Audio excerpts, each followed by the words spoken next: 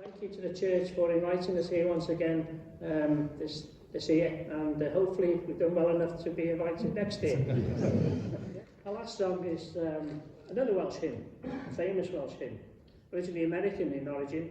It was originally a Methodist hymn,